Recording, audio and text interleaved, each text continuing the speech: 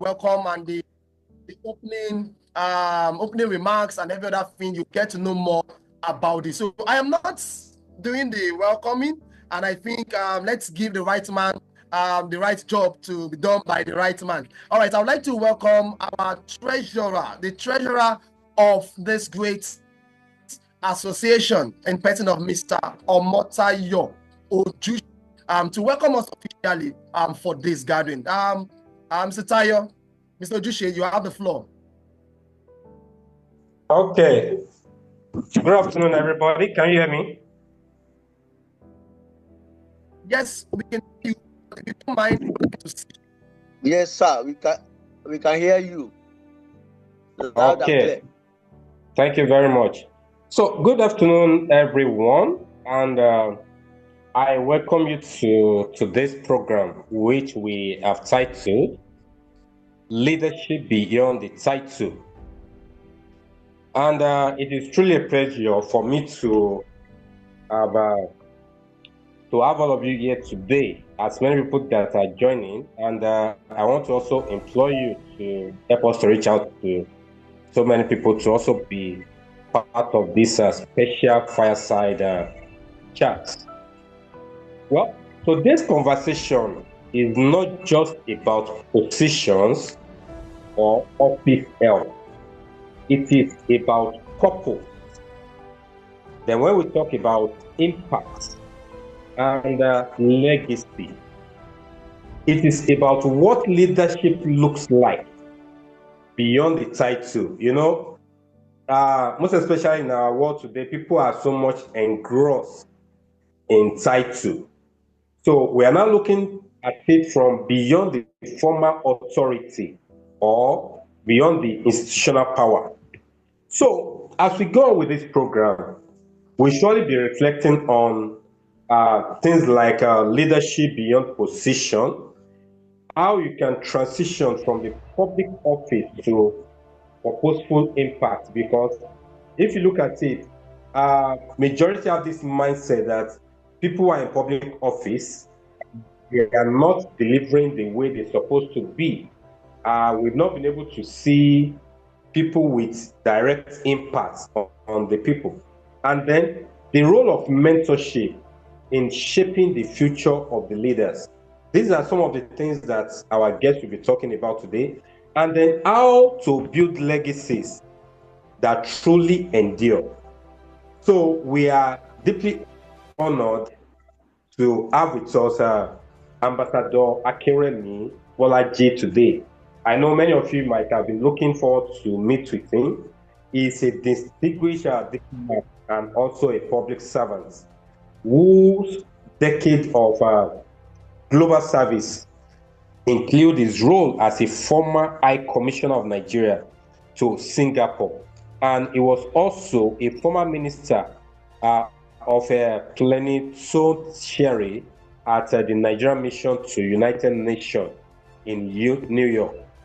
When you look at his journey, it represents a very rare blend of diplomacy, leadership, integrity, and service. And as we're having today's conversation, it will give us a unique opportunity to be able to learn not just from his achievements, but from his values, his mindset, and his lived experiences. Well, as you have heard earlier, this fire chat is brought to you by the USGEAAN Lagos chapter, and then we are actually grateful for everyone who have been able to be part of it. But as we move on, I just want to quickly give us some housekeeping notes so that we'll all be on the same page. Please and please, as the conversation will be going on, let us make sure that we keep our microphone muted so that we will not be having some interjection or background noises. Then if you have any question, please kindly drop it in the chat box. Some will be there to be collating, and then at the right time, your question will surely be addressed.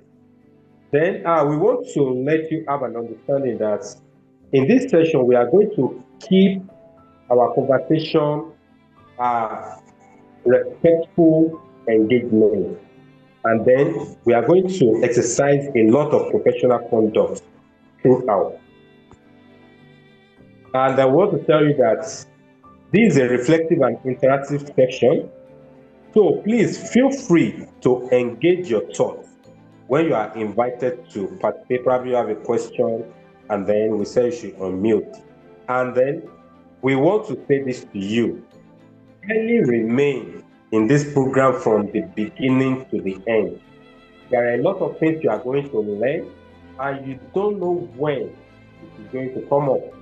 There are some of you, after today's session, you might start giving it a thought on how to become a foreign diplomat for Nigeria, or even take off a career in that area.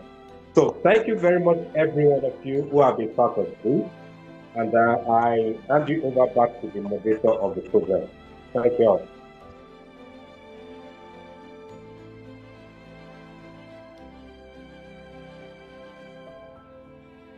All right. Thank you so much, Mr. Omotayo Ojushe, for the housekeeping and also getting us started with this program today. Just like Mr. Ojushe had rightly mentioned, please make sure you are connected or true. And of course, there will be room for you to ask questions. Yes, trust me, when we get to that session, we will let you know. Before I bring up the man who had brought us all together for this purpose, the one who have been set, to lead the United Nations, United States Government Exchange Alumni Association, Lagos chapter. I don't know why I mentioned United Nations. Probably because Mr. Mataya just mentioned about, working in the foreign mission. So I need to work in that perspective in my head already. So please, we'd like you to introduce yourself. You can use the chat. Please kindly just drop your name, where you're connecting from. I would like to read that and get to know our audience, get to know where you are connecting with us from. All right, so taking it further, for the official opening address, please, ladies and gentlemen, I would like you to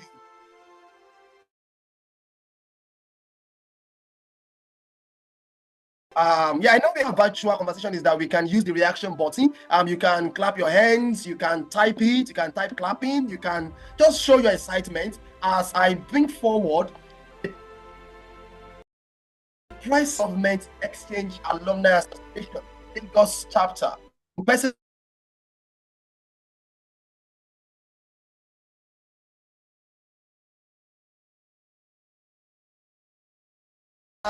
Yes, I know you like the apple out there. I hope I'm able to do that, sir.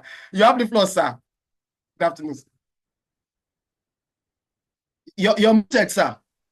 All right. Yes, thank you very much, my dear brother, Dr. Gio Lawal. I told you I've dashed you a PhD already. Good evening. First, your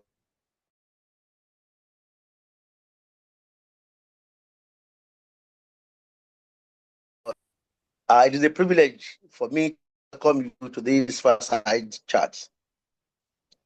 In our team, Leadership Beyond Title, Service Beyond this, and Legacy Beyond Position. To look deeper than the surface of authority and ask ourselves, what truly defines a leader? What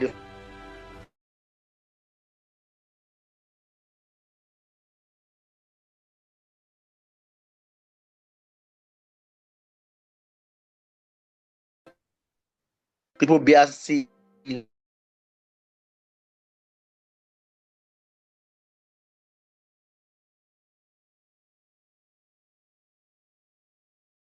that are temporary. They can be given and taken away.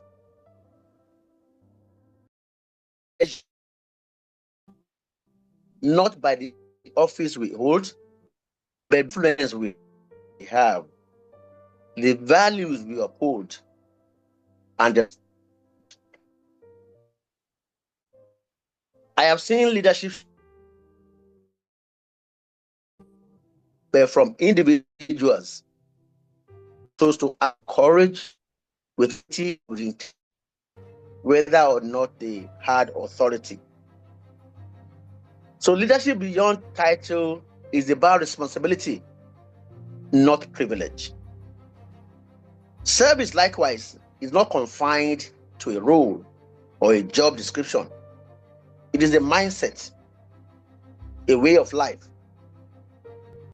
Service is about seeing beyond ourselves, lifting others, and committing to the greater good, even when no one is watching us. The most impactful service often happens quietly. Mentors guiding others without recognition, colleagues supporting one another without reward, community members giving without expectation.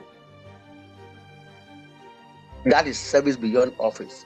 It is about purpose, not position. And then comes legacy.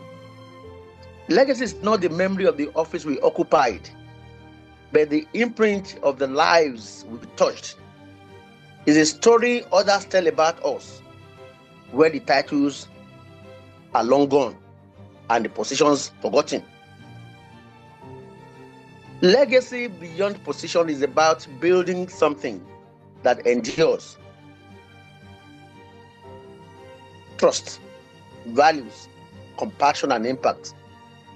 It's about ensuring that when our time in any role ends, what remains is greater than ourselves. So as we begin this conversation, I invite us all to reflect. How are we leading beyond our titles? How are we serving beyond our offices? And how are we shaping legacies beyond our positions? If we commit to these ideals, our influence will outlast our titles, and our service will outshine our offices, and indeed our legacy will inspire generations to come. The organization that put this program together, as you have been told, is the Lagos State chapter of the United States Government Exchange Alumni Association Nigeria. USGEAAN is the umbrella body of the alumni associations of the 39 exchange programs funded by the United States government. Each exchange program is designed to add values to every participant. And the primary responsibility of every alumnus is to give back to the Nigerian society when you return to the country, when you are through with your program. So it is all about service and nothing else. And that is why we are putting this together. And since members of the current ESCO were elected in April 2024, we have organized a number of programs of this type. So as we turn the corner in our term and we get close to the end of our tenure, we decided to organize this Fireside Chat. And we chose His Excellency Ambassador Akinremi Bolaji because we believe and know him as a bundle of resources. Shortly, one of us will read out a very short this great man. But let me say it here now that I've known Ambassador Akinremi Bolaji for some 48 years now, and I know the stuff that he's made of. For the topic that we are treating today, I am strongly persuaded that he is capable to handle it very well. I am full of expectations that at the end of this program, this great man will have impacted positively on us. That topic as Nelson Mandela said, it's not the mere fact that we have lived, it is what difference we have made to the lives of others that will determine the significance of the life that we lead. With these few words, I want to thank you for sparing time, be full of expectations that I am, that you chat with something that is of great value to your lives. Thank you very much. All right, thank you so much. Please, can we use the reaction button to please appreciate Barrister Akim Akomade for that warm opening remark. Please, you can clap your hands. Yes, you can clap your hands. You can use the reaction button to please appreciate him for the opening remarks. Thank you so much, Mr. President. Thank you so much for those words you've shared with us today. And I picked something from your opening remark, which I just need to emphasize. Probably we have someone who just joined us and they didn't get to hear you when you said true leadership. True leadership is measured not by the titles we hold, but the value we uphold. Wow, that really was quite striking for me. Thank you so much, sir. All right, so just like you've heard, we have whom we all have been waiting for to hear from. I'm sure you're not here to just hear my voice. You are here to hear directly from the reason why we put this together, and that is Ambassador Akinremi Bolaji. But to officially bring him up, I don't know if you have Dr. Gbadegesin on the call. Dr. Gbadegesin on the call. Dr. Gbadegesin is our financial secretary at USGEAAN Lagos chapter. Okay, if not, I don't know if the general secretary can do us the honor of reading the profile of Ambassador. Okay, all right, I'll do that. Good afternoon, everyone. Good afternoon, Ambassador Akinremi Bolaji. Good afternoon to all the members and experts of the USGEAAN Lagos State chapter. I'll read the profile of Ambassador Akinremi Bolaji right away. Ambassador Akinremi Bolaji is the former director of Consular and Legal Department, Director of Economic, Trade and Investment, and lastly, Director of Reforms of Innovation Department of the Ministry of Foreign Affairs. As a distinguished diplomat and leadership thinker whose career spans decades of service in diplomacy, governance, and international engagement, he has represented Nigeria across critical bilateral and multilateral platforms, contributing to policy dialogue, statecraft, and institutional strengthening at the highest levels, including as High Commissioner of Nigeria to Singapore and Minister Plenipotentiary Permanent Mission of Nigeria to the United Nations, New York. He was the spokesperson of the Ministry at Headquarters and Post. Beyond formal diplomacy, Ambassador Bolaji is deeply committed to conversations around value-driven leadership, national service, and legacy, drawing from lived experience in public office and global engagement. He offers rare insights into personal discipline, ethical clarity, and long-term thinking required to lead effectively in complex environments. So this evening, in this fire chat, Ambassador Bolaji brings reflective wisdom on leadership beyond title, the transition from office to impact, and how individuals can continue to shape institutions, mentor future leaders, and contribute meaningfully to nation building long after formal roles end. Thank you. Right, thank you so much. Please, ladies and gentlemen, can we all welcome to the Fireside Chat Ambassador Akinremi Bolaji. Good afternoon, sir. Good afternoon, sir. Please, I'm waiting for the reaction button actually from us. Yes, thank you so much, Abimbola. Yes, thank you for the reaction. I'm waiting for your comments, your reactions. Yes, let's show our excitement right now to be part of this. Let me tell you something. This is easy.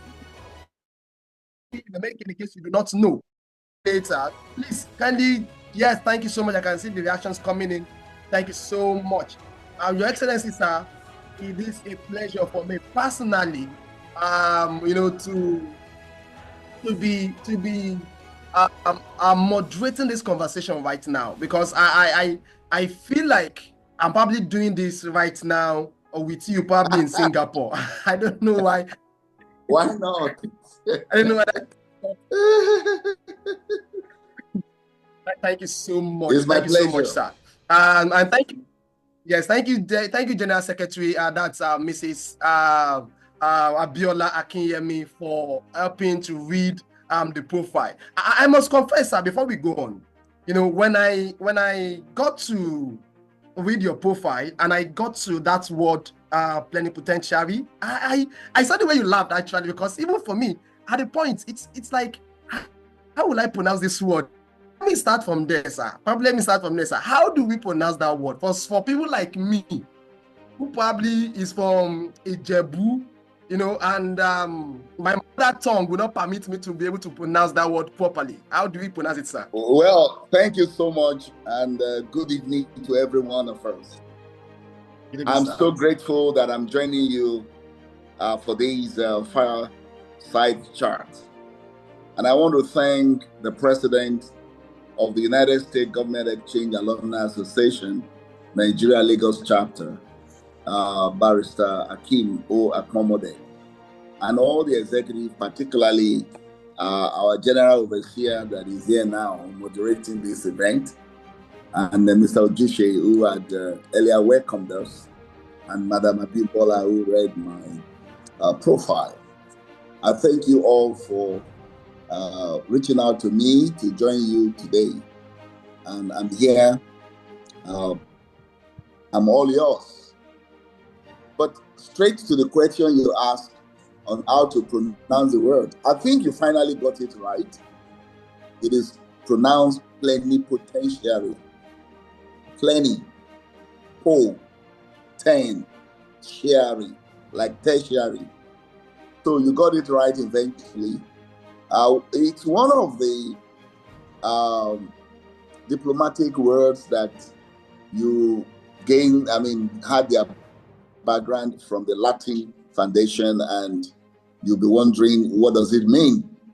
It means full powers. It means someone who has full authority of accreditation of his country to act on behalf of that country. So, and at the United Nations, accreditation is very important. So when you are a minister plenipotentiary, it shows you're a high-ranking diplomat and that you have the authority of your country to take decisions. Thank you so much. Is that okay? Thank Does that satisfy you? Perfectly, sir. Perfectly, sir. I think now I can really sleep with my two eyes closed, knowing that I now have the right pronunciation of that word. All right, thank you so much, sir. Yes, and yes, power.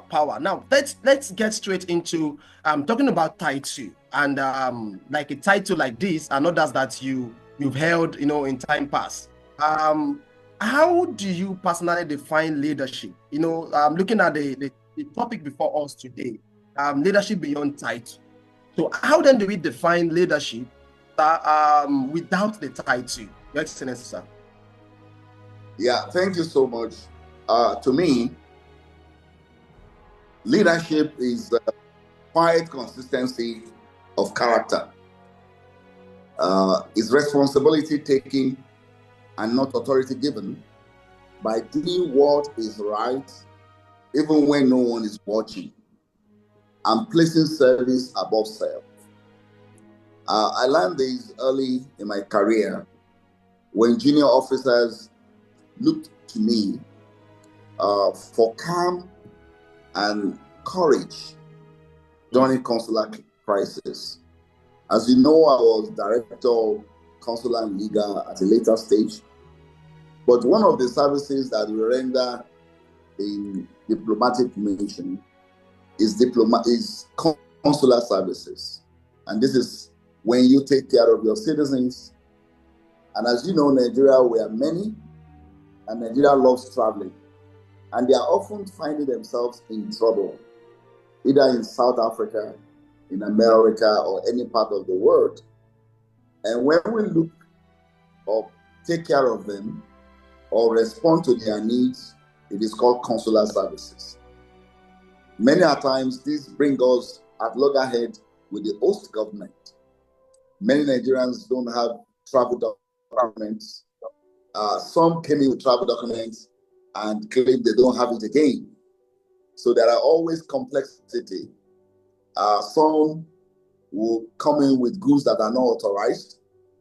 As High Commissioner in Singapore, we had Nigerians who travel with a lot of illegal items. And one was jailed, was behind the bar for 8 years. He was on death row. You know, everybody believed that it was going to be executed, because when you get to Singapore, it is written there, drugs as penalty of death. And this young man was arrested for bringing in drugs. Unfortunately, he claimed that he didn't know that it was drug that was in the bag that he was given. And so it was a complex situation. But I, along with my colleague, after 8 years, asked that they appeal. There was no money. And missions don't have money to do such assignment. But we still went ahead and looked for pro bono. There are lawyers that do such. And at the end of the day, after 8 years behind the bar, you know, on death row, the man was discharged and acquitted. So, such like our president, Barrister Akinremi said, that leadership is what remains after you have left, which should be greater than you. The life of that person now will certainly, he's alive, he's been given his life back, his family will be happy. I am no longer the High Commissioner in Singapore, but that remains. So in a way, you must look beyond the title, you know, because the title will fade, but the character remains. Today, I still do the same thing all over. Thank you so much. Wow, thank you so much, sir. Yes, the title may fade, but the character remains. Thank you so much, sir. I like the case you just shared with us around that young man, and it got me thinking, and that's going to lead to my next question, because having served Nigeria across bilateral and multilateral platforms, I'm sure that you must have picked up some lessons that are beyond what we are being taught in class. The theories of leadership, just like we know leadership is influence, and everything rise and fall on leadership, and a couple of theories like that. But I believe, having been at the field, at the forefront, experiencing these things firsthand, like you said, sometimes you need to make decisions that might bring you at loggerhead with the host countries. How then experience you had, and rightly define looking at the practical experience you've had, sir? I thank you so much for that question. I have 2 degrees in international relations. My first and second degree were in international relations from the University of Ife. And so, who is practicing diplomacy, having studied international relations. Diplomacy taught me that listening is often more powerful than speaking. And some people are so garrulous and flippant, and they think they will be heard by many words that they speak. Many people love to listen to themselves rather than listen to others. Diplomacy will teach you that listening is often more powerful. You get to meetings and so many people are saying a lot of things. Why some people some states, some country just keep quiet. But they have done background work and they don't need to be flippant. For instance, at the UN in New York, I once changed the direction of a negotiation simply by allowing the other side, to fully hear their fears. I wanted to know what was their issue with the resolution that they were trying to oppose. At the end of the day, because I allowed them to hear, to speak about what their concerns were, we got the resolution signed, endorsed by consensus. And when you have a consensus resolution in the United Nations, it means a lot. So this is something that no textbook will prepare you for. And this shows that patience, strategic patience, can achieve what force or brilliance cannot. So when you talk about what diplomacy teaches you, the leadership theory never teach you. This is one of it. You observe more and wait for an opportune time to speak. And you speak less, but your statements must be weighty. It must not only demonstrate wisdom, but also show power. Because in international politics, in international relations, power is an instrument that must be used from time to time to achieve your goal, your vision. Thank you. Oh, thank you so much, sir. I don't know about others. I don't know about you who are connected right now and you are listening. I would strongly advise that probably you want to pen down some of these great words that are being released right now. Trust me, I think probably we should have, Mr. President, sir, probably we should have called this leadership masterclass. Yes, but maybe instead of just calling it a fireside chat with the ambassador, should have called it the leadership masterclass with Ambassador Akinremi Bolaji. Yes, because I must tell you, this feels like a masterclass to me right now. And thank you so much, sir. Yes, please. Let me also say this, that as you are listening, for those of us who are connected right now, or probably you're going to be watching this live or as a replay later on, you're free to please down some of the words you're hearing, some of the things that really resonate with you, the comment section. Kindly drop them, or maybe a thumbs up or a reaction, to confirm that it's really you are really getting these words. All right, Your Excellency, thank you so much, sir. When you speak, you said something that's so profound. You said leadership is you said strategic patience. Yes, before that you said leadership, it's not just by speaking, it's by having the power. I'm paraphrasing now, to be able to listen more, or be patient and listen. And then you said strategic patience can achieve what force or cannot. And you advise to speak less, but your statement must be weighty, must carry power. Then you emphasize that power is very important when it comes to international relations. Now, talking about when you have this idea and there's a moment where interest, institutional pressure, and your own personal values collide, at the point where critical decisions are to be made.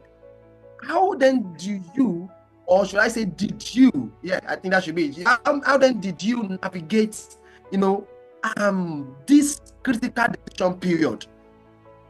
I don't know if you got to give. Yeah, I got you, and I thank you so much for that. You see, one thing that will help you is that you must anchor yourself on conscience, not on policies, because policy do change, and pressure passes, but value must remain constant in leadership. If a leadership will go with credibility, then your value must not change at random. So I always return to one question. What will this decision, would this decision still be right when no one is watching? And I give you an example. On the floor of the African Union meeting, what we call the African Group in United Nations, I was the chair of the African Group Second Committee. And we had a decision that involved Morocco, Algeria, and the Sahrawi, what we call the Western Sahara. And Morocco would not want the Western Sahara to have a seat in the meeting. Yes, Western Sahara is not recognized by the United Nations, but is recognized by African Union. And a meeting in the African Union House, how do you ask a country that has been recognized by the organization not to be in the meeting of the African Union? So many people who wouldn't know how to take that decision. At a time, they even thought that Nigeria was wavering. As you recall, it was President Muhammadu Buhari as a military head of state who had led to speak about the independence of the Western Sahara. But by the time he came back in the civilian regime, certain decision or certain development made him not to push that as much as he pushed, and Nigeria was, So the fellow African countries were confused. They were wondering, where do we dance to? And as the chairman, I stood by my conscience and I said, African Union had recognized Western Sahara. Morocco, at the time, had left African Union because of that. If Morocco is back, he has to accept the fact that this country is a recognized country in Africa. And everybody stood by that decision. So you might find pressure, you might find intimidation, but value, integrity, conscience must remain. They must remain sacrosanct, because there will be time when the whole thing will have gone, when nobody will be around. You will ask yourself, when no one is watching, is this decision still right? As ministry spokesperson, there are moments when silence required more courage than statement. And I chose silence. Thank you so much. Thank you so much. I think I like the way that really ended. Just to say that at times silence, you just have to know when to really use the power. Thank you so much, sir. Yes, value, integrity, and conscience always remain when it comes to taking critical decisions.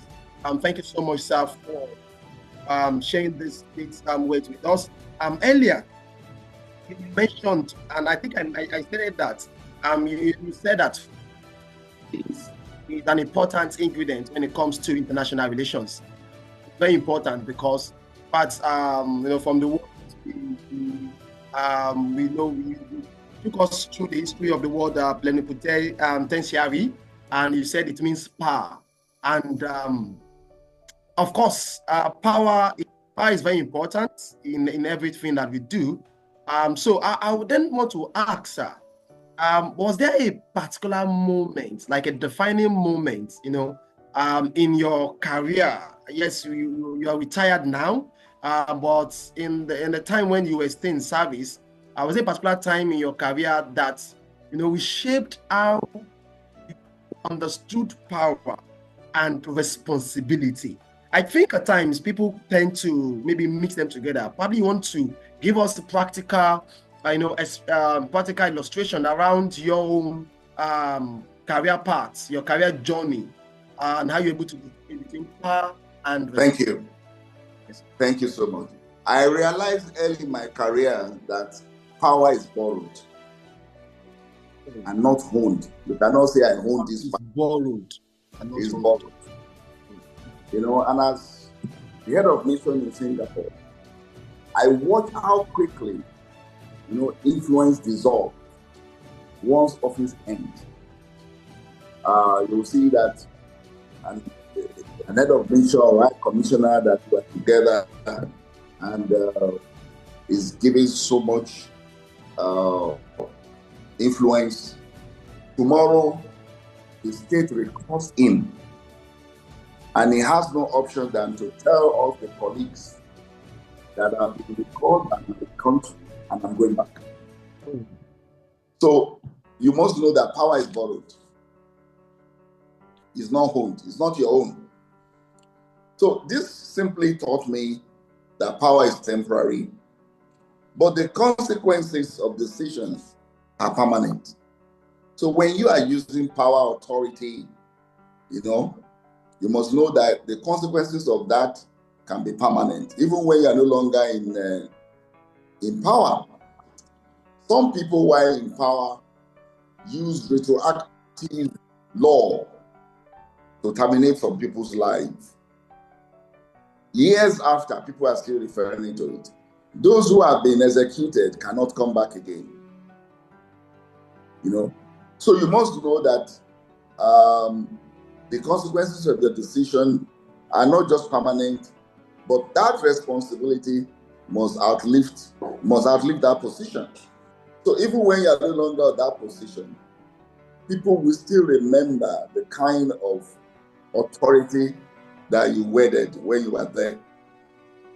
That awareness humbles me and shapes me, into a kind of sense of responsibility. When you now know that, this power is not just ephemeral, but the consequences will outlive you. And you must be careful how you then do it so that you don't ruin people because you just want to show off. You have power. Thank you. Thank you so much, sir. Power is borrowed and not owned. Sir? It's not owned. It's not your own. You don't own it. Yes, you don't own it. Yes, it's borrowed. Yeah. Yes, and not owned. Yes, thank you so much, sir. I think it's important. I think I need to probably put that word, frame it somewhere. Or but why you said it, sir? Why you said that word? Something came to my mind, and I think I would like you to, maybe I don't know how to put it now. Say something to this. I'm looking at the current leadership structure in Nigeria and across Africa. We know, or should I say, my belief is that yes, we know that Africa and Nigeria, we are blessed with a lot of resources. Oh yes, we have both human and natural resources, but yet leadership seems to be one thing that is missing.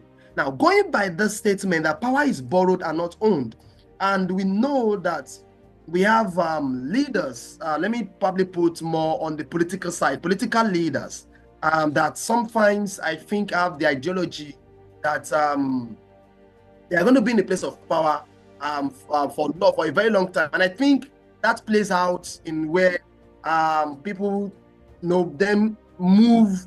People don't want to, let me say, political leaders don't want to be out of power, because they don't see themselves, being able to lead beyond that political power. So how are we able, to be able to manage our political landscape, especially with the fact that the majority, not all, but a larger percentage of our politicians probably have the mindset to hold on to power forever? Well, you are very correct. Leading without title. Many of us, even though it's not so long that I retire, but we still retain our relevance. As a matter of fact, I get more calls now from colleagues who needed some guidelines, some guidance on issues than when I was in the office. Why? Because we have built trust over the years, integrity, relevance and consistency. I discovered that when people still seek your counsel after office, that means your influence has outlived the authority that you had. Because once you're retired, you don't have any authority again. If you call anybody in the office, they may not answer you.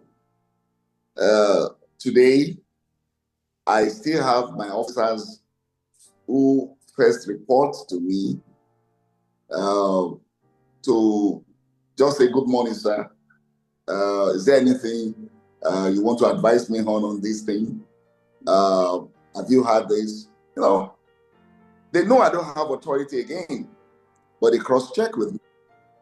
And this is not just in official matter, but even in spiritual matters. While I was in the foreign ministry, we were able to put on Apple in the foreign ministry. And of course, when I'm no longer a staff, we have to put someone else. I'm no longer the chaplain. Maybe I didn't put that in my profile, that I was also for over 13 years or about 15, the chaplain for the foreign ministry.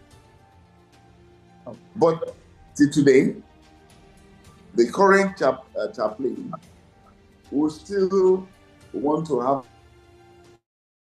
my view, my opinion on this or that. The director that took over my role will still say, "Oh, you are the pioneer of this. Can you guide me on this?"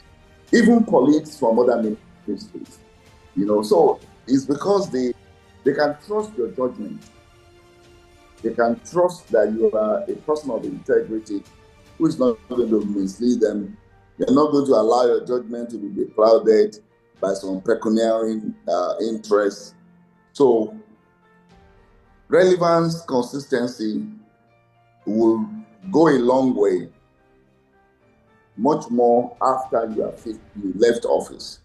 That transition reminded me that true leadership begins when your title ends. Thank you. Thank you so much, sir.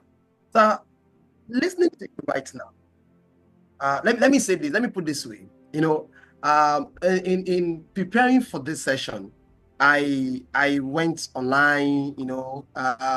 Tried to do my research about you. Read up a couple of things about you, and yes, I really discovered that you came up with a lot of initiative. In the ministry. And of course, from what you just said now, it's evident because people would come back to you as a pioneer of this idea, innovative ideas.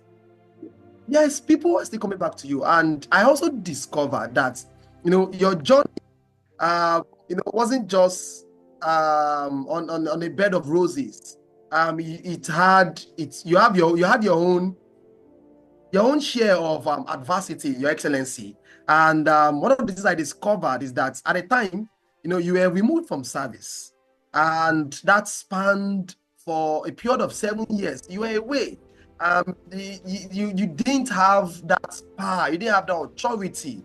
But later, you were reinstated, and eventually you rose through the rank to become most senior officer in the ministry, then before your ambassadorial appointments. So now, looking back at that time, how did that season really shape your understanding of resilience, leadership, and purpose? So before you answer, this question is quite important, because I know there are a couple of us who are watching right now, and it seems like we are in our down moments, and we feel like, oh, that is all, I've lost my power. So how at what point, how did the comeback happen? Yes, sir. Yes, sir. Well, I won't shy away from saying this is God. You said, how did the comeback happen? Because the way it happened, human being thought it was already concluded. Because when you have an issue and people can refer and say, oh, the president is interested in it, and it was an high power politics, then you know that it's only God who can make a comeback. But I call that season not just a season of adversity, but it was also a season of anomy. It was a season when nothing was done right. It was a season when power was used arbitrarily. I don't want to bog you down here, but I was given dismissal without any opportunity to explain myself. It was just like, oh, this is what this person has said. And the next thing is, bam, a letter of dismissal. But the rules are very clear that before you dismiss a public servant, there are procedures that must be followed. But those who are not adhered to. So, but I had no option than to allow it. Because once you are giving your letter, you stop your salary, you have no office again. So it's very embarrassing. This happened after I have served in the presidency for 4 years as chief of protocol to the vice president. Chief protocol officer to vice president, and I was deployed to handle the office of the wife of the vice president. You can imagine such power. We have successfully held the election. We've assisted in going through the campaigns, but political reasons, you can't say what is coming next. So, to go to your question, how did the removal, restatement, and return shape you as a leader? I guess that is what you're interested in. Yes, Number sir. one, you said? Yes, sir. Number yes, one, you're correct. Yeah, number one, that season was very humbling. And it refined me. It did not only get me closer to God, because now you are stripped of any form of worldly leadership. You are down to its essence, because they say, oh, it was dismissed. I remember clearly, even in church, one of pastors who, by ranking, I was even senior to, were discussing an issue. And he said, well, I was not dismissed from work. So you will see the insinuation. So certainly, this can be very, very humbling. So it taught me resilience. It taught me patience and faith in purpose. I think it must be real determination to make me, after 7 years, wanting to go back to the foreign service. Not that I lack food. I was very successful in other things I was doing. But returning there also taught me grace. So when I returned, I began to lead with empathy. Sometimes I tell my officers that I have experienced a lot of human wickedness. And if I return wickedness to people, I would even feel guilty, because I would say, do me, I do you. It's what they did me that I am doing back. But I said, no, I will not do evil back because people have ill-treated me. Rather, I will teach people on how to overcome some of the pitfalls.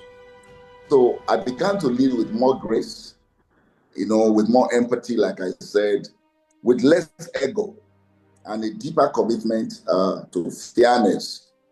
So it changed the kind of leader that I became, absolutely. It made me more humane, less interested in power. Because now, if this was the time that Nigeria returned to civilian rule with President Olusegun Obasanjo and Vice President Atiku in power. If you are that close to power, you know what it meant. But if you now see how the power can fling away, then if you have opportunity to return, then you will know that power is nothing. All right? So I became more deliberate, more grateful to God, and more graceful. I become more committed to purpose, and that changed a lot of things, I must say. Thank you. Thank you so much, sir. Wow. I'm Your Excellency, I'm just trying to imagine. While you were speaking, I just remembered the story of Nelson Mandela, and after being thrown into the prison for 27 years, and came out, and instead of going after those that threw him in the prison, he decided to love them, brought them closer. And I think this story, your story is not far-fetched from the story of Nelson Mandela. Yes, maybe probably because they both have 7. They both have 7 in them, actually.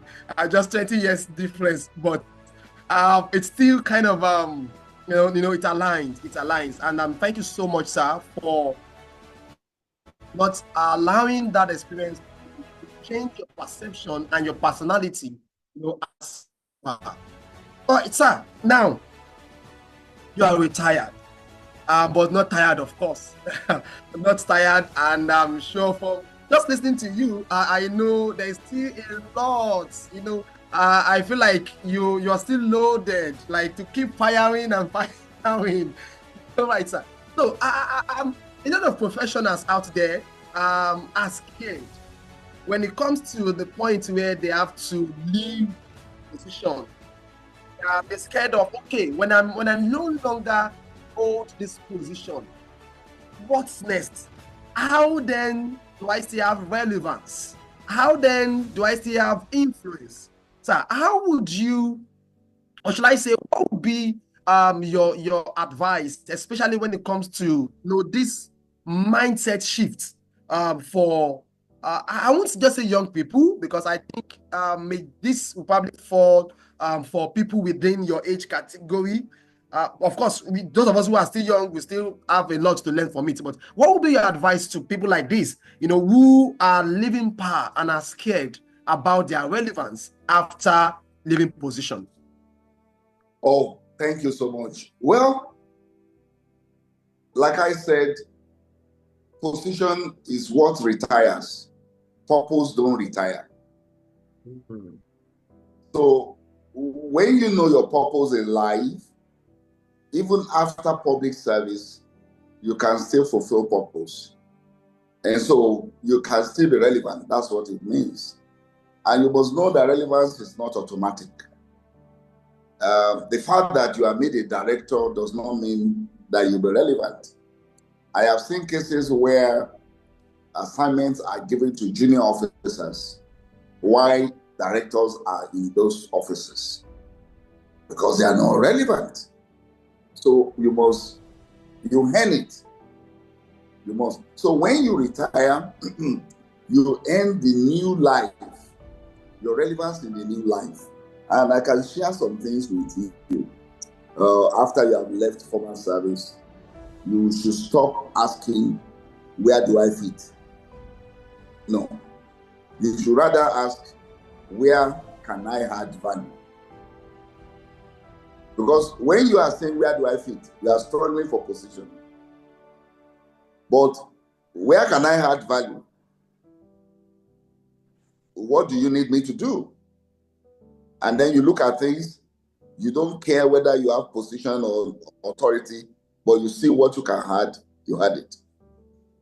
You must stop asking, what office do I hold? Because in general life, office won't count.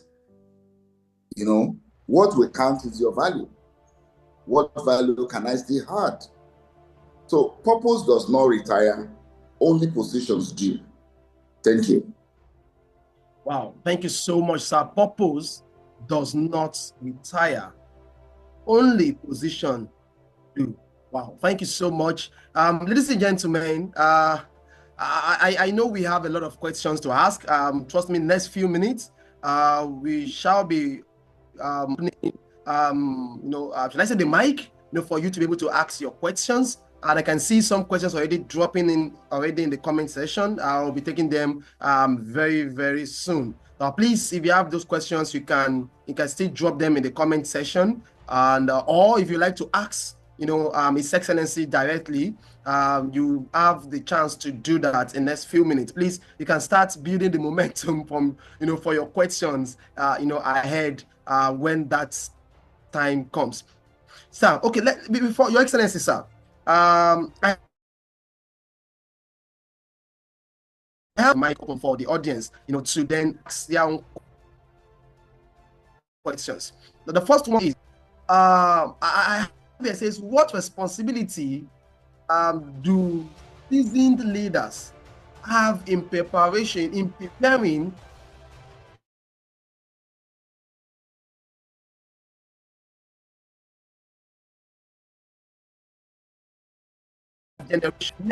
prepare the next generation, especially in today's fast-changing leadership culture?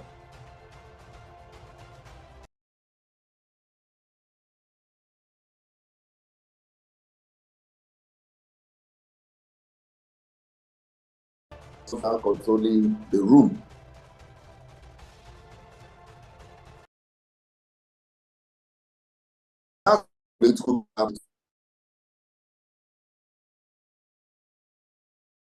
Godson, you are trying to control the room.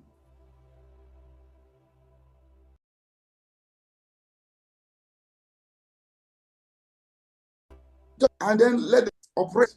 We need to share our truth, our model integrity with the upcoming generation, not perfection. Some leaders want to show that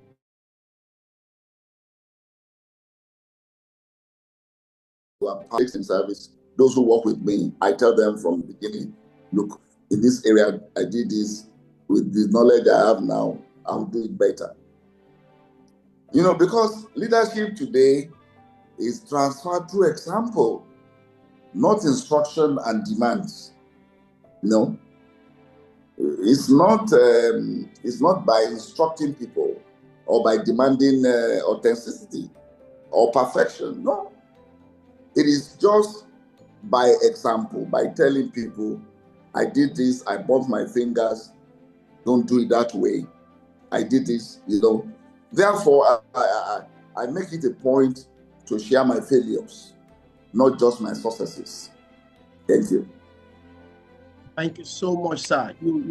I think that last statement really makes a lot of sense. You don't just share your success, you also share your failures so that others can learn through it. And like you said, leaders isn't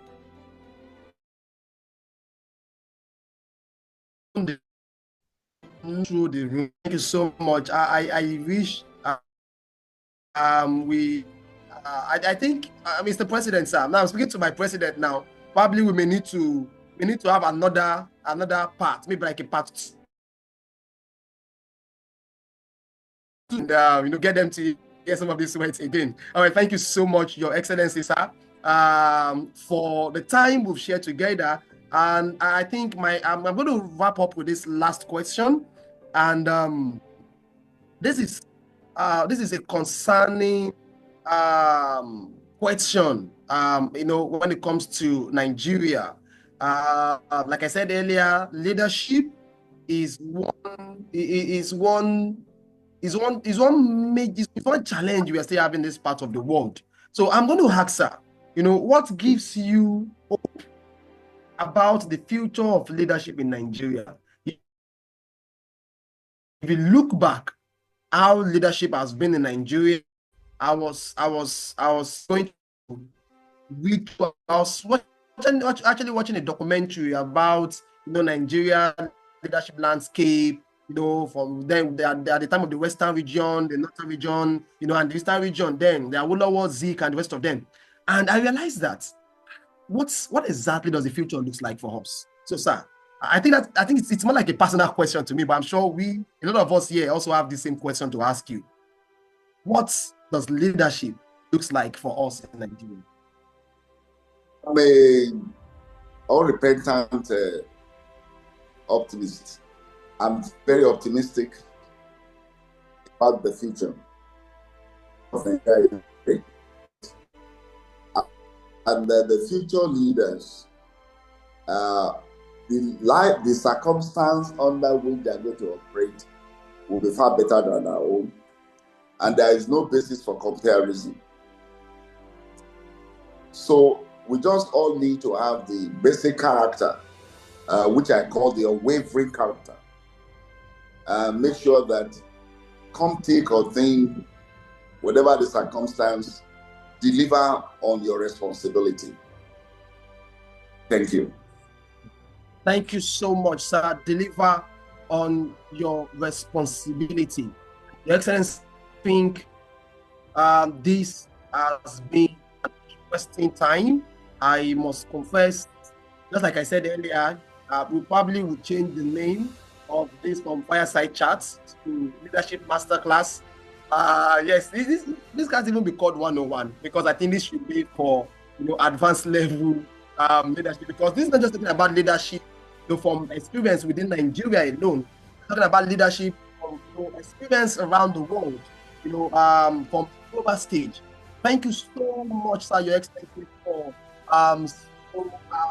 creating the time to connect with us today and share your wealth of wisdom, your wealth of knowledge, and wealth of experience with both young and old Nigerians, especially from those of us from the United States Government Exchange Alumni Association in Lagos and beyond. We really appreciate you, sir. So, ladies and gentlemen, thank you so much. I must confess, actually, I've really been enjoying myself since. I don't know about you, and I'm sure that the way you can actually show that you've also been enjoying the session so far is through your reaction. I would like to see, those reactions. Yes, I can see some great comments coming in already. Yes, someone says, Taiwo Adekonye says, leadership masterclass seconded. Yes, thank you so much. Yes, Samuel. Okay, yes, my guy Samuel Kayinde. Thank you for the love reaction. Yes, thank you for the clap reaction. Yes, someone says, indeed, true leadership begins where your title ends. Yes, I think this is just re-emphasizing what you said, Your Excellency. He said, then someone says, when you are at this position, okay, so this is a question. I'm going to come back to this question. Someone says, thank you, sir, for your insights. Okay, I think Taiwo Adekonye is also saying, please, can the organizer have a part 2 of this fireside chat? I regret not inviting people to join. Wow. Okay, do not worry. The recording will be made available. We're going to put it on our YouTube channel, and then get the link across to everybody. So don't worry, you can still share the link to them. So ladies and gentlemen, it's time for you to ask your questions. So those questions you've jotted down, would like to make it, orderly. So if you have questions, please kindly use the raise hand button. Use the raise hand button so that I can know you have a question. So while we wait for that to happen, I would go straight to the comment section and pick some of the questions I have here already. Yes, so please don't forget, use the raise button to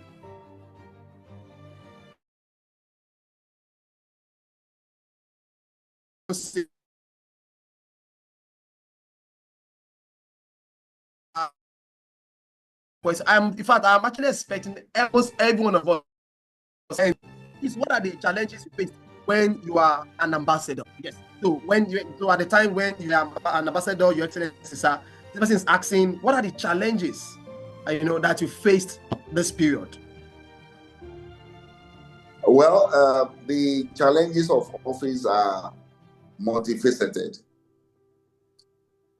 It depends on what you are interested in.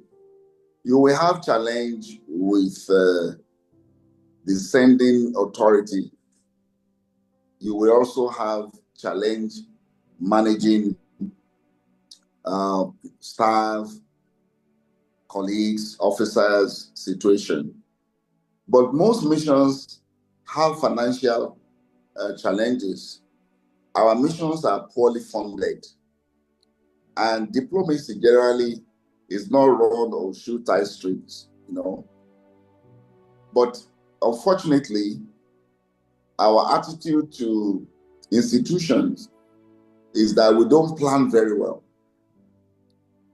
Our budgets are not released on time. So even though you have budgeted, you don't get backup, you don't get releases. That's strain. You can't do anything with that money. In foreign land, there's nowhere to turn to borrow money. And most times, you have huge debt, which impedes on your image. You can imagine you are trying to bring investors to your country, and they come to your office, they met your landlord, lock up your office with big padlock. How do you want to talk about your image before such an investor? Or Nigerians that are no law abiding and are always in trouble. You want to protect them, ask that their human rights be preserved and their integrity and all of that. But when you hear some of the things, you'll be wondering, how do you come to another man's country and you are engaged in such, illicit activity, courtesan, human trafficking, all kinds of illegal activities. So there are so many challenges, but when you take up a position, you need to read very well about it. Ask questions about the country you are going, because countries react to issues differently. When you are posted to Europe, the challenges you will have as ambassador is not the same thing as in Africa. In Africa, you can get 3, 4, 5, or take your siblings with you without much difficulty. They get visa, they don't care whether they are working. But even as ambassador, you are posted to Western country. You are limited to the number of dependents that you can take with you. So you must understand what obtains in each client so that you don't overshoot or you don't become a recluse. Thank you. Thank you so much, sir. Thank you so much. Yes, I'm sure that it's not just to look at the challenges, but to look at the positivities around these challenges and how get them solved. Thank you, Your Excellency, for this words that you've shared with us. I have another question here. So, okay, before I read the question, I have someone here says, my take home is leading with empathy and humility. That's Samuel Akinremi. Yes, I know, because I know the name, I'll call it. Samuel Akinremi says, my take home is leading with empathy and humility. power is transient. And it says, thank you, Ambassador, sir. Thank you, Your Excellency, for this. Reverend Joe also says, positions retires. Purpose can never retire. Yes, that's also true. We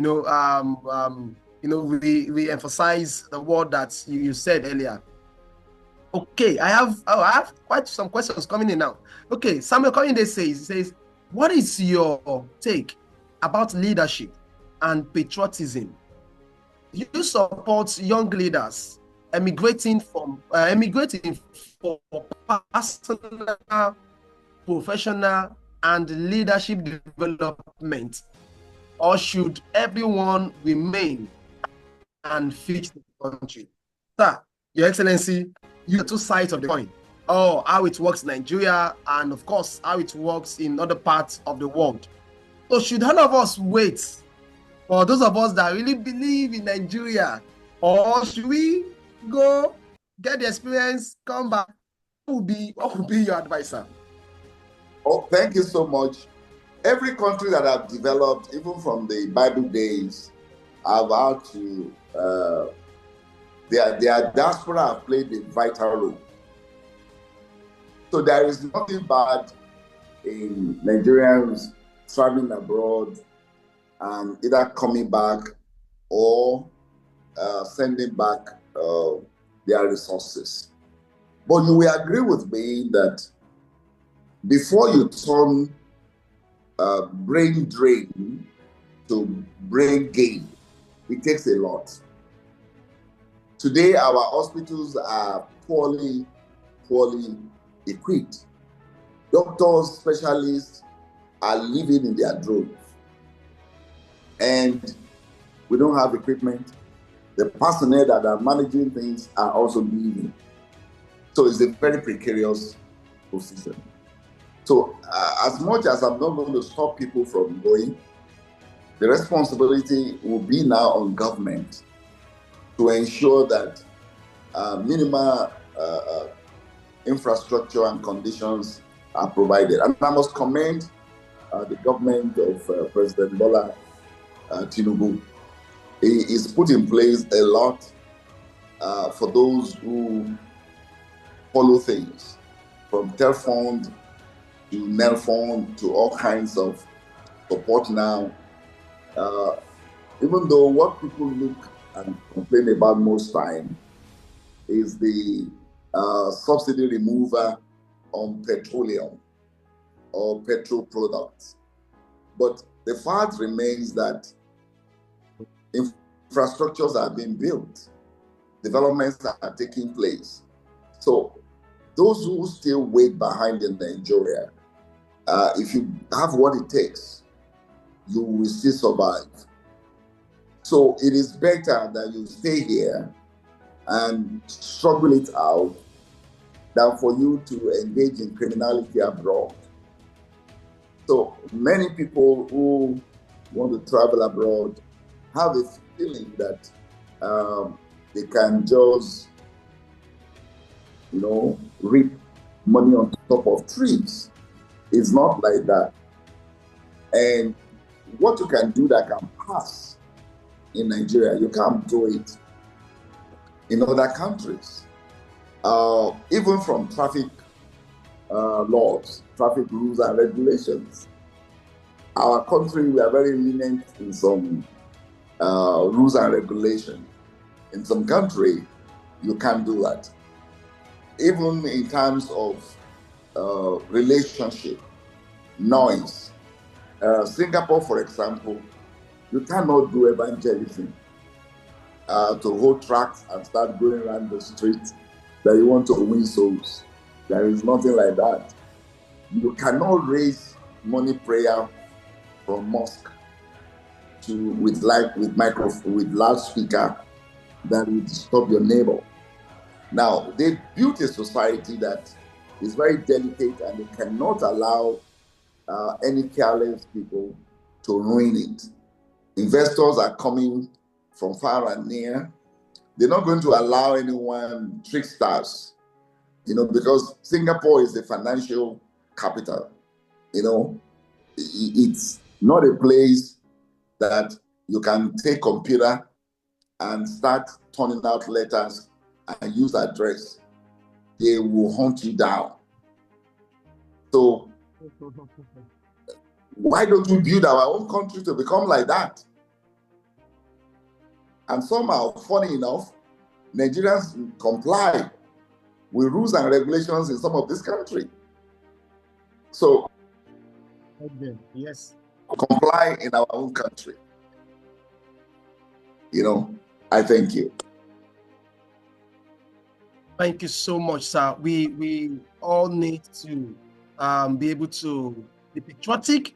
If from what I get to say, sir, if either you travel or you remain here, the most important thing is patriotism and making sure that in everything you development of this country, because if the places we are going to, they are not built and they are not properly placed, we would not want to go there. Now, sir, talking about government and talking about governance, currently in Nigeria, we are undergoing the review of the 1999 Constitution amended and also the electoral law. Now, I'm sure that countries like Singapore and other countries there that we all want to, get ourselves to and enjoy of the benefit, they are being guided, and their affairs are being guided by the right constitution. So now we have us going on in Nigeria, and it has gone through different processes. So I want to ask, sir, of what advantage do you think, Your Excellency, sir, the current constitution review and the electoral review that's going on, how is it really going to help? How is it going to help us? Or is it just another effort in futility? Because we've had series of these over time. I remember, was it 2021 or so? In fact, I remember personally presenting, I think at the Senate public hearing here in Lagos. Yet we are in 2025. I still presented again at another one at the Senate and at the House of Representatives here in Lagos. So, of what relevance do you think this process of constitutional review and electoral reform is going to help, our leadership structure or help us as a nation? I assure you, my brother, they will help. Most countries that we are proud of their system today, I've had a lot of trial and error over decades, over centuries. You can't compare them to we that are just 65 years old. Yes, we can do better, but I think we are making serious efforts. So the constitutional reviews, they are on the right path. They will lead us to a better state of growth and development. Thank you. Thank you so much, sir. Thank you. I have another question here in the comment section. Okay, I think I see everybody.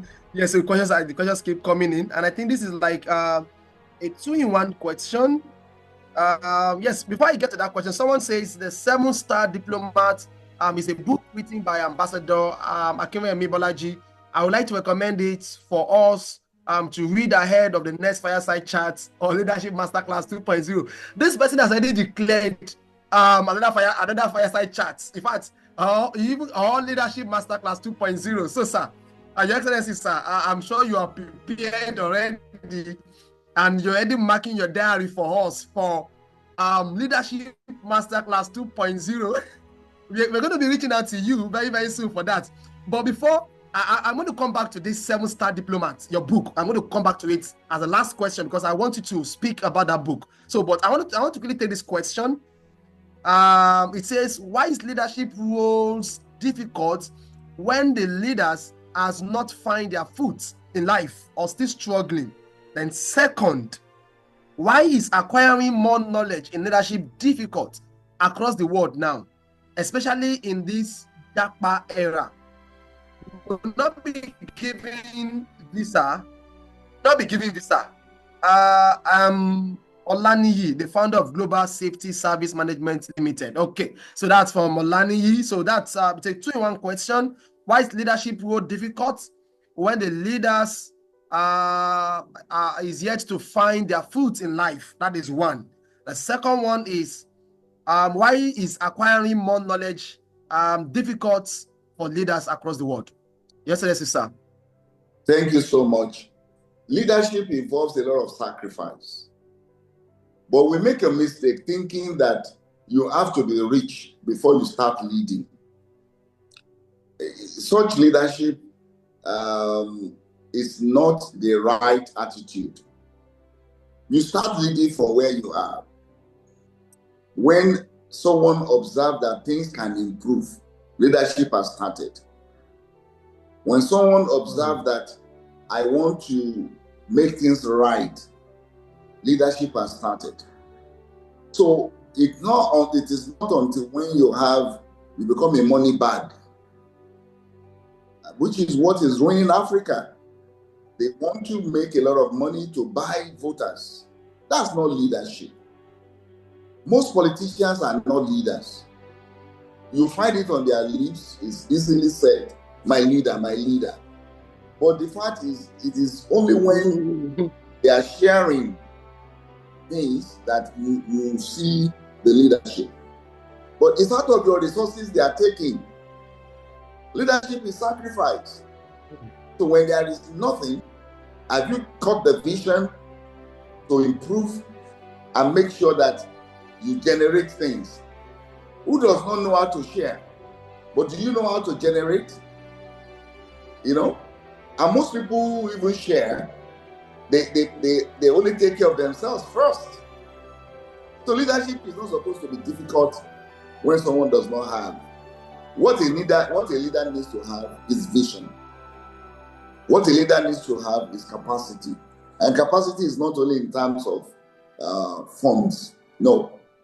Intellectual capacity, sound mind, ability to be resolute, to be resilient.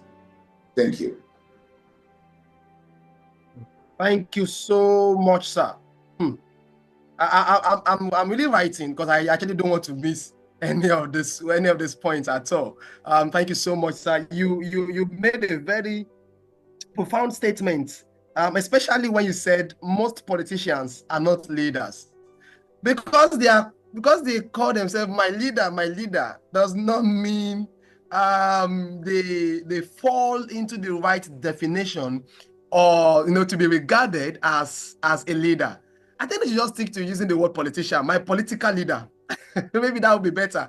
My political leader. Then you said, sir, what a leader needs is vision and capacity, really intellectual capacity. Oh, thank you so much, sir. I'm sure people are actually noting this down.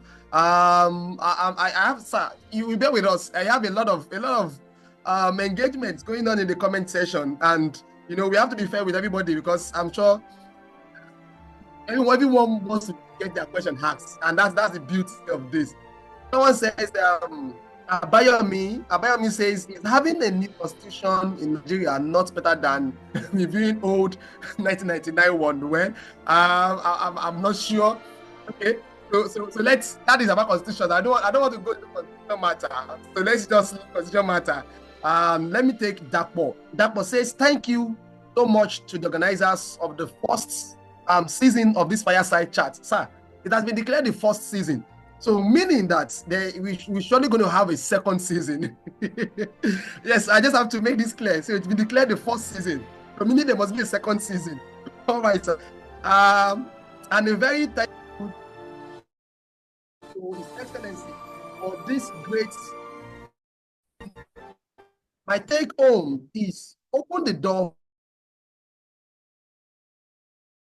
to the room between your role as a diplomat of an intelligence or a political influencer. A diplomat is an intelligence officer. The first thing that you are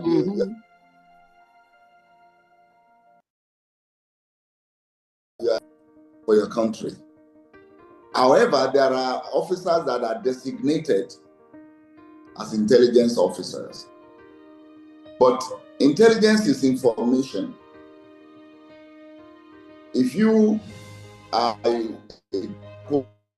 another country, your eyes have to be wide open. Your role is to bring the best of that country in terms of idea to your country. You know, for example, when Singapore began to develop their policy on hate and hate speech, I was in Singapore. I did a dispatch and I made recommendations. And you will observe that later, Nigeria also came up with some. The mistake anybody could make is to copy any development in a client, hook, line, and sinker. Then you are going to fall into error. It is idea you need. And there are a lot of things that diplomats in Nigeria also send to their country. So we make dispatches and we make recommendations. But we tell you the conditions that exist there, whether they are an homogeneous society, whether they are a developed or developing country, and the level of corruption, why certain things work, why it won't work. Now, a politician or a political leader sits back at home to take decision on that. More than the dispatches of the ambassador, he has other sources of information which he has to put together to take decision. So you might send a dispatch as ambassador, but your principal back home has a decision to make. But at least you are telling, this is how it is where I am. And you cannot believe everything on the pages of paper, even when those papers are coming from the Western world. You have to see by yourself, interact with the actors. So as ambassador, as diplomat, we interact with our host authorities, and you deduce by yourself. You make deductions. It's not what someone has written in newspaper that you are going to be imposing on your country. So you are going to make your own judgment based on your understanding of what you have seen, what you have heard, and what you have noticed. Thank you.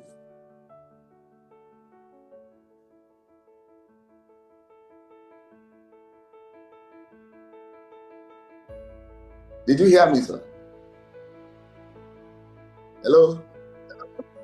My apologies. I didn't unmute myself. Okay, I was just saying, sir, that thank you so much, sir, that we actually can't thank you enough for this session. Okay. Wow. Okay. I'm just another question. I was about going to your book. Okay, sir. Your Excellency, can we still take this question, sir? Go ahead. Okay, I think this will be the last question before I then ask about the His Excellency book. So sorry in case I'm unable to take your question again. It's just because of time. We have to keep this within the allotted time. It says, my name is Vera, and apologies, Vera, from Vanguard newspaper. Yes, we have our media people here. He said, my question is, what guidance does Ambassador offer to Nigerian leaders to ensure citizens are involved and included in the country's development process? What guidance does Ambassador offer to Nigerian leaders to ensure citizens are involved and included in the country's development process? A successful or a people-oriented government, no government can actually be successful without involving the people in governance. Even in a military regime, they still have to relate with the people. So it is not only in community policing that you need people. You need people to also tell you what their needs are. Now, if you want to build an ultramodern market for a people that need hospital, you will build your market. They won't go there to sell. So, responsible leadership will teach you to ask people to set their priorities. More so, it is those who are living in that community that are supposed to be in the legislature. So they are supposed to moderate government when government, and that's why there are constituency projects. The problem we have here is that we use too much of man knows man, and most people don't go to their constituency. They stay in the capital. So I will advise politicians to stay close to their people, and people to watch any politician who is not taking the interest of their community call to escalate it to not be voted the next election. Thank you. Thank you so much, sir. And I think it's just like Your Excellency just said, it's important for us to also hold our leaders accountable. Yes, as the leaders are doing what is expected, also going, we also should be that instrument of driving them to see that they do what is needed and what is expected. So finally, sir, I saw, the launching of the book. It was also done at your 60th birthday, and also used to also mark your 35 years in service. Wow, I think that is like that's like a 3-in-1 celebration. And when I saw the title, the 7-star diplomat. Oh, we've heard about 7-star general and that. What inspired that book, the 7-star diplomat? Who is a 7-star diplomat? And how can I'm going to put all the questions together so that you just answer them at once, Your Excellency, sir.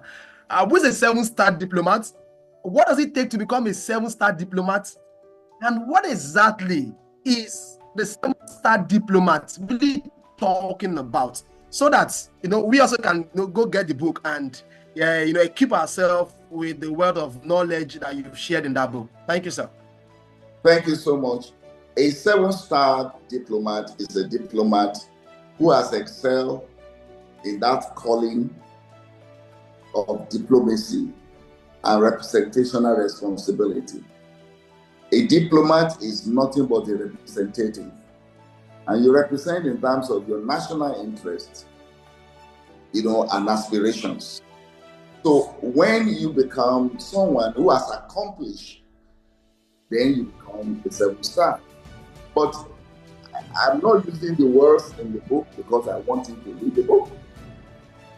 The book will really help you in any other career, because you will discover that to be a star, you must have sustained some scars. So if you want to be a star, someone should ask you, where are your scars?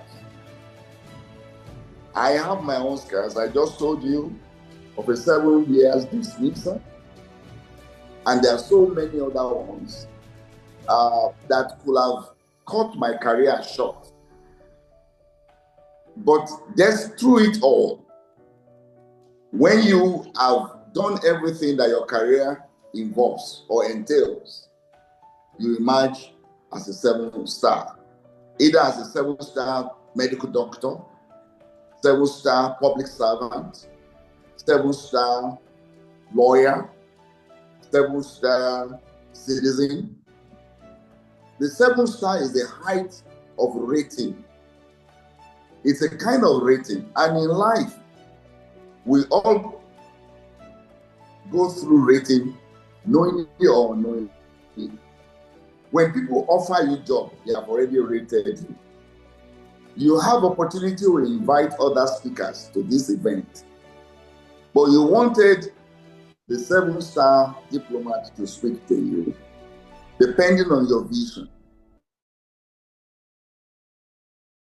Nothing just come to you, but you must meet the conditions.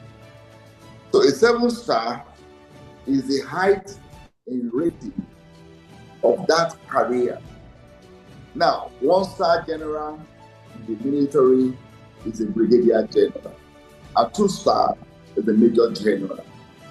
A 3-star is a lieutenant general, and so on and so forth. But you see, people pay attention to military ranking more than diplomatic ranking. Yes, as ambassador, you are in a lifetime recognition as excellency, because once an ambassador is always an ambassador, particularly career ambassador who spend their time understanding the rudimentaries of diplomacy and practice it, who have really confronted lions and have won, who have defended the national interest of their country. For example, I've had to receive Nigerians that were murdered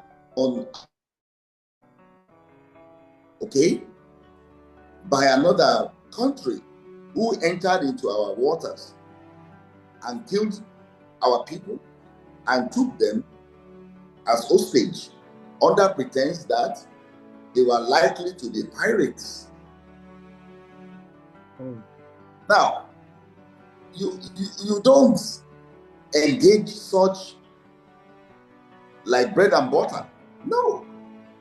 Because first, you must know the international rules and regulations that guides the exclusive economic zone. So you must know those rules, those international law, and be able to apply it.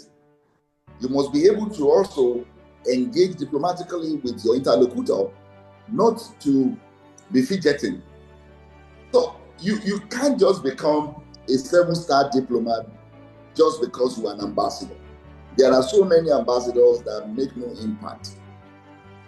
There are so many people who are given offices, but without any impact.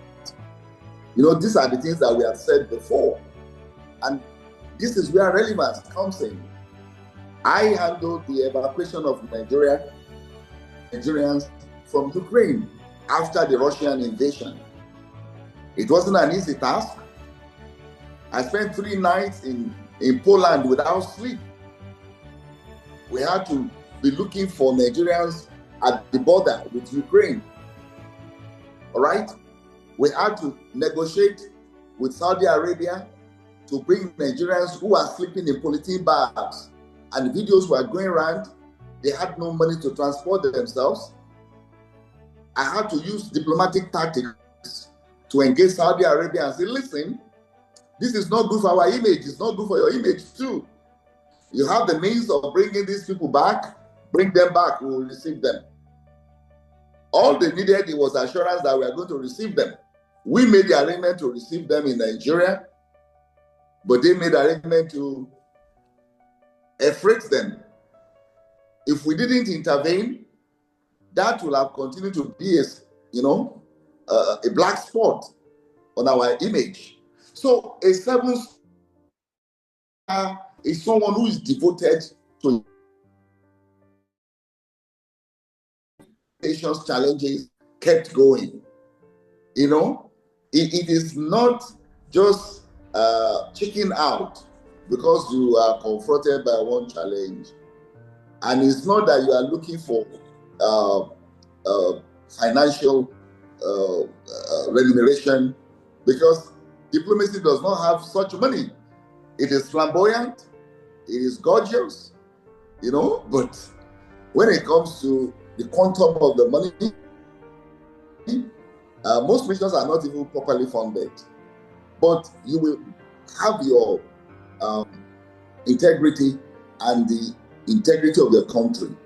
What makes difference between a diplomat and a soldier or a military person is that why the military person is given the responsibility of defending our territorial integrity, a diplomat is given the responsibility of defending, promoting, projecting our national interest.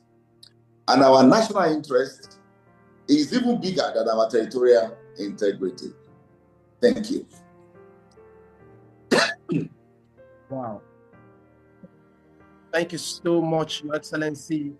I must confess that I need to get the 7-star diplomat right about now.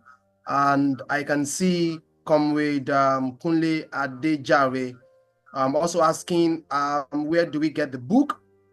Though I can see Taiwo Adekonye responding to call Shegun. I would like to confirm if that is right. Says Shegun, and the number is there. I don't know, sir, if that is correct for us to be able to get the book 7-star diplomat. Yeah. Well, once you get in touch with that number, they will mail it to you. Oh, okay. It's by subscription. Oh, it's by subscription. We're making an effort for it to be on Amazon. Oh, but for now, you can receive it through the contact that has been shared. Oh, all right. Your Excellency, thank you so much. Before I let you go, this is not a question now. What will be your parting shot for every one of us connected right now? What will be that thing you want to leave us with? Even though we know you're still going to bring you back. Yes, we know you're still going to bring you back. But for now, what will be the passing shot, sir? You know, life is a mystery. We must be there for each other. We must be there. We must be there for our community. She loves something. Yes. Apologies about that, sir. Please can go on, sir. Oh, Your Excellency, please, I think you are muted. I'm so sorry. Oh, all right. And I kept talking, right? Just for a few seconds, maybe 5 seconds. So I was just saying that we need to be there for ourselves. We need to have that bonding, that camaraderie. That in itself is currency. A lot of people walk alone, and so they don't make much impact.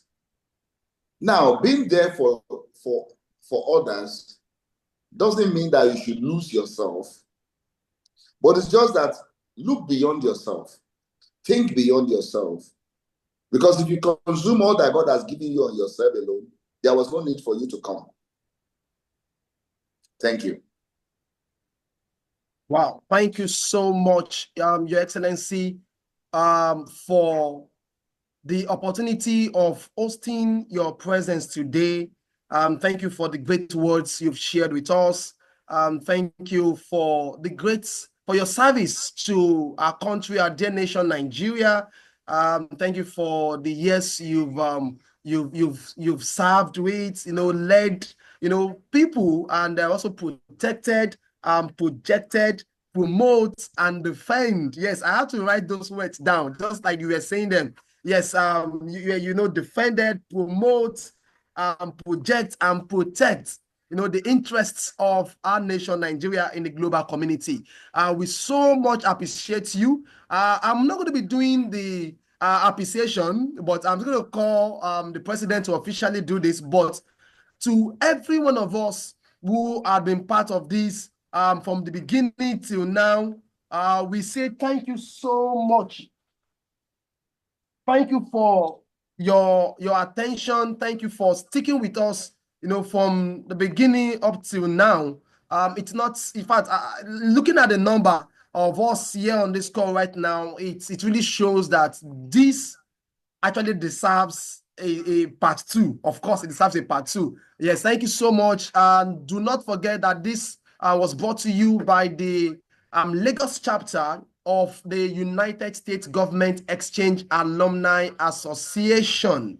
And it is my pleasure to have moderated this great conversation. Once again, I am Gio Lawal, the Vice President Project for USGEAAN Lagos chapter, and passing the baton back to our leader, the brain behind this initiative, behind the one who had guided us as an administration in person of Barrister Akim Akpomade. Yes, I'm bringing him up and also appreciating all executive for also making this possible. Thank you so much, Your Excellency, sir, for the time once again. It is a pleasure. I really wish we actually did this physically. I think I would have loved to take take a picture and even have a diplomat Don't with worry. you.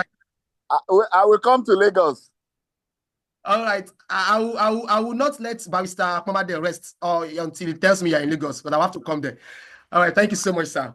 Mr. President, Barrister Akim Akpomade, you have the floor for the closing remark.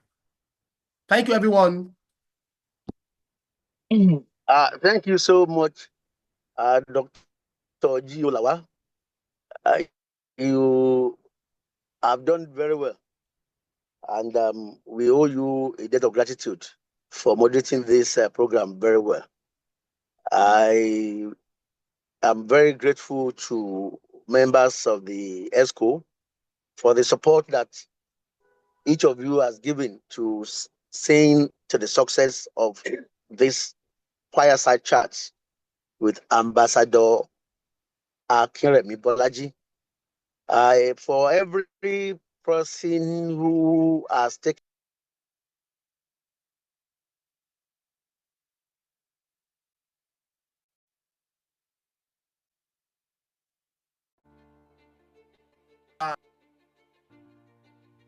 Mr. President. Okay, I think we just lost the president's connection right now. Mr. President, Barrister Akim, if you stay connected. Oh, okay. I can't find. Oh, apologies. My sincere apologies, please. I would like to. I don't know if he's still on the call. Yes, please.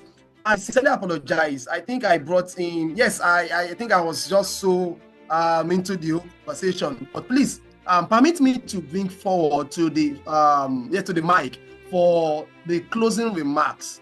The Vice President's operations for the USGEAAN Lagos chapter in person of Dr. Samuel Okerinde. My leader is so much apologize for that mix-up. Dr. Samuel Okerinde, please, you have the floor for the closing remarks, sir. Okay, thank you very much, Dr. Gio Lawal. Apologies, my video cannot be on at this time. I'm at work, but I was able to just set out time to follow this important chat. Let me start by appreciating our special guest, our speaker for today, our Ambassador, His Excellency. Thank you so much, excuse me, for sharing from your wealth of experience. We can tell that you are indeed an empathic leader. I apologize, it's the network that took me off. Can you hear me? So, over to Mr. President. Mr. Lawal. Mr. President is back. Yeah, welcome back, Mr. President. Hello. Yes, sir. Mr. President. Hello. Yes, sir. Can you hear us, sir? Hello. Yeah. Okay. Okay. Just thank. Okay, Mr. President, yes, sir. Please, just a second, sir. Just a second, sir. I will allow you to continue, sir, but permit me to allow Dr. Samuel Okerinde to to finish up. Then I will allow you to. Yes, sir. Thank you so much. Sir. Okay. Okay. Thank you very much, Mr. President, for the honor once again.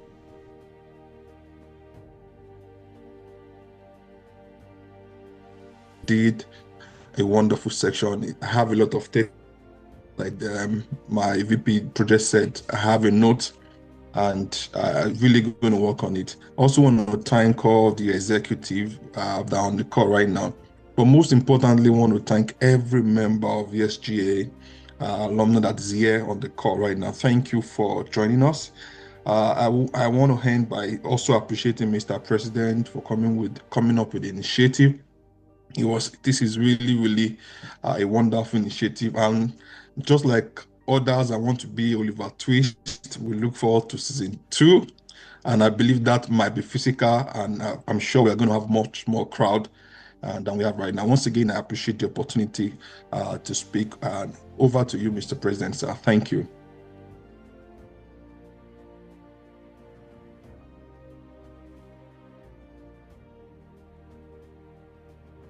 The President, sir.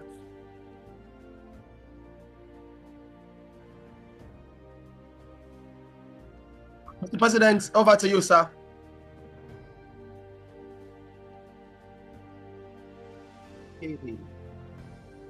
Mr. President, can you hear me?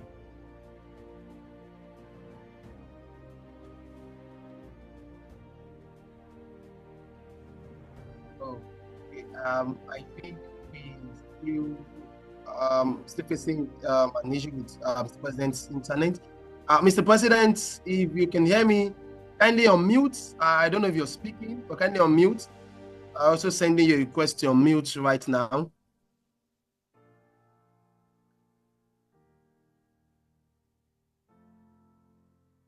Right.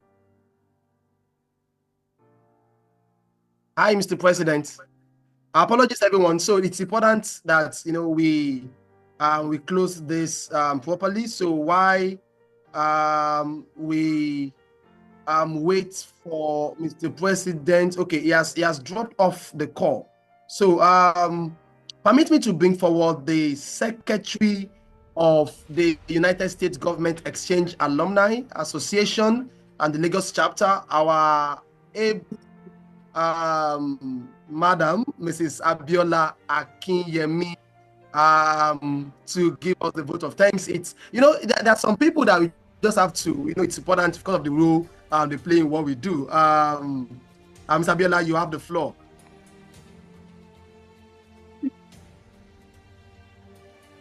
Okay, thank you, Mr. Gio. Let me call you the way Mr. President used to call you, the Gio without a pulpit. Okay, thank you very much for this opportunity, and I'll say that I'm really happy to have the honor to do the vote of thanks. So again, I want to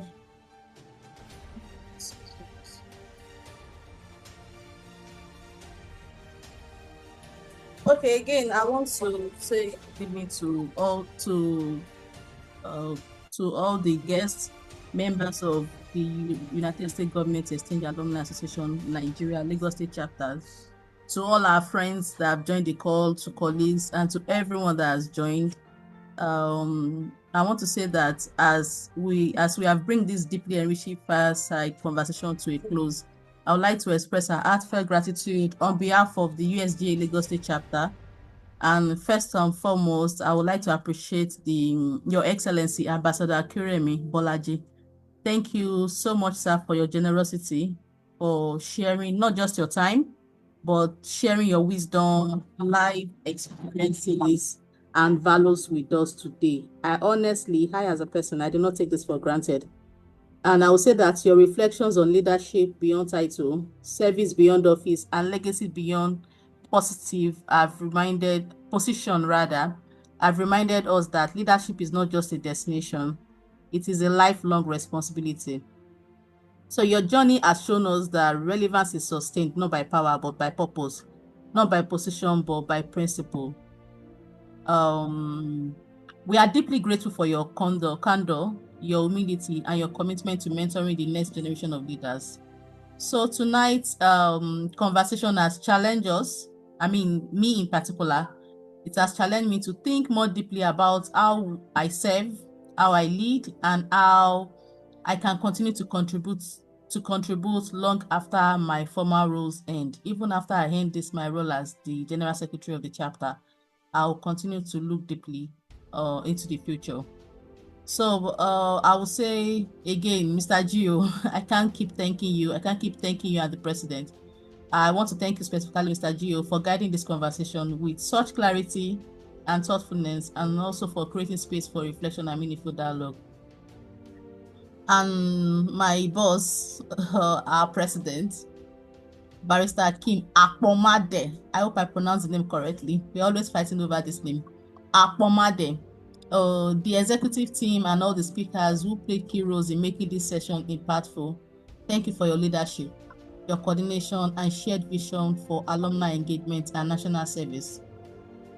And again, to all participants, all our friends, families, members that have joined this session tonight, I want to say thank you for your presence, your insightful questions, and active engagement. Conversations like this only matter when they are received with open minds and translation into action. So as we log off tonight, I want to encourage us to carry forward the lessons shared, not just as ideas, but as commitments to lead with integrity, to serve beyond self, and to build legacies that outlive our titles. So thank you once again for being part of the conversation, and this session is now formally closed. I want to wish everyone a wonderful evening, a great weekend, and I really look forward to us having the 2.0 session. Thank you, everyone. Thank you so much.